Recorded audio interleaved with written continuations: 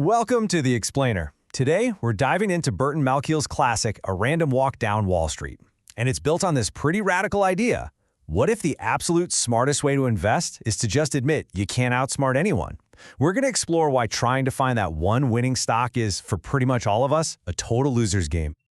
To really get our heads around the market's strange logic, let's start with an analogy from the famous economist John Maynard Keynes. He said, investing is like a beauty contest, but with a twist. Your personal opinion of who is prettiest is completely worthless. You see, to win, you can't just pick the face you find prettiest. Nope. You have to pick the face you think the judges will find prettiest. But the truly smart player takes it a step further. They try to guess what the average judge thinks the other judges will pick. And that, right there, is the heart of market psychology. It's not a game of value, it's a game of guessing what everyone else is guessing. That whole beauty contest thing, it perfectly splits the entire world of investing into two. It really forces us to ask, are we investing based on something's real solid worth, or are we just trying to guess what's going to be popular tomorrow? Okay, so the first approach is the firm foundation theory. It's grounded, it's analytical, you're digging into earnings and assets to find a stock's true intrinsic value. The second is the castle in the air theory, and here, the fundamentals just don't matter. An investment is only worth what the next person is willing to pay. The goal isn't to find value, it's to build a story so compelling, a castle in the air, that everyone else just rushes to buy in. And this is where things get completely wild. Because when investors get totally swept up in building these castles in the air, forgetting all about those firm foundations, history shows us that they tend to go completely mad. And this is not a new phenomenon. For centuries, markets have been gripped by these speculative manias, from tulip mania all the way to the dot-com bust. Every single one is driven by the exact same dangerous idea. It's called the greater fool theory.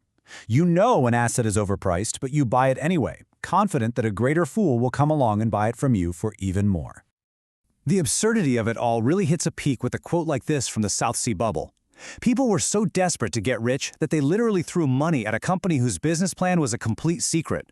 The prospectus promised huge rewards but offered zero details, and people lined up to invest. It's incredible.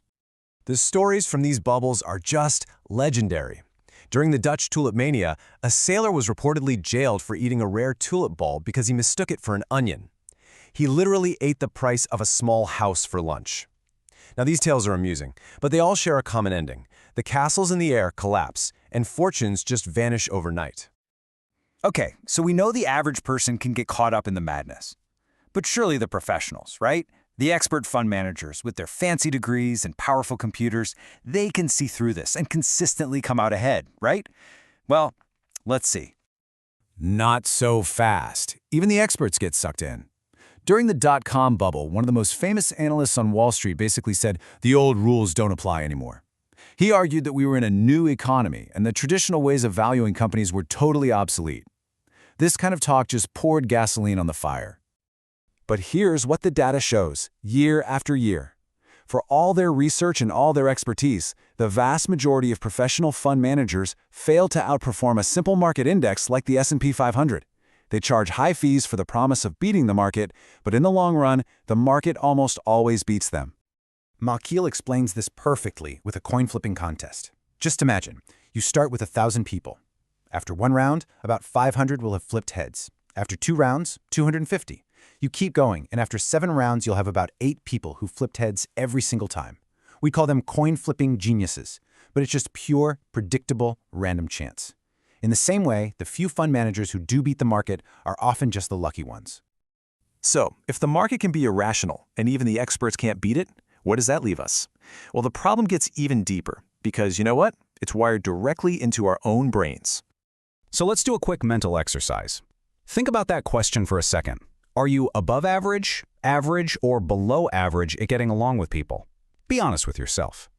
Well, in studies that ask this exact question, 100% of people rank themselves in the top half. And get this, 25% thought they were in the top 1%. This is a classic cognitive bias called overconfidence, and it is an absolute disaster for investors. And it's really this toxic cocktail of biases. You've got overconfidence, which convinces us that we're the one who can find the needle in the haystack. You've got the herding instinct, which makes us chase bubbles and then sell in a panic. And then there's loss aversion, where the pain of a loss feels twice as bad as the pleasure of a gain. That causes us to hold on to our losers for way too long and sell our winners too soon. You put them all together, and they're just a recipe for making the same costly mistakes over and over again. So if we can't trust the market, we can't trust the experts, and we can't even trust our own brains, what on earth are we supposed to do? Well, Malkiel offers a simple and really elegant solution. Malkiel's solution is built on a powerful idea, the efficient market hypothesis.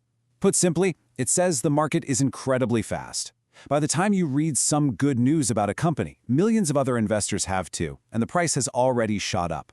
All known information is already baked into the price, which makes future price movements essentially a random walk. There's a famous joke that just perfectly captures this idea. The point isn't that free money doesn't exist, but that in a competitive market like Wall Street, any true bargains, any $100 bills just lying on the ground, are snatched up so quickly that it's pointless for the average person to spend their time looking for them. And this brings us right to the core takeaway of Malkiel's work. If the market is prone to madness, if experts can't beat it, and if our own brains are literally wired to make us fail, then why are we trying so hard to find the needle in the haystack? The logical solution is to stop searching and simply buy the entire haystack. So in the end, Malkiel's work forces all of us to ask a pretty humbling question.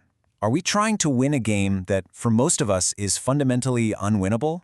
The evidence suggests that the frantic search for winning stocks, the obsession with beating the market, is just a distraction. The most powerful move might just be the simplest.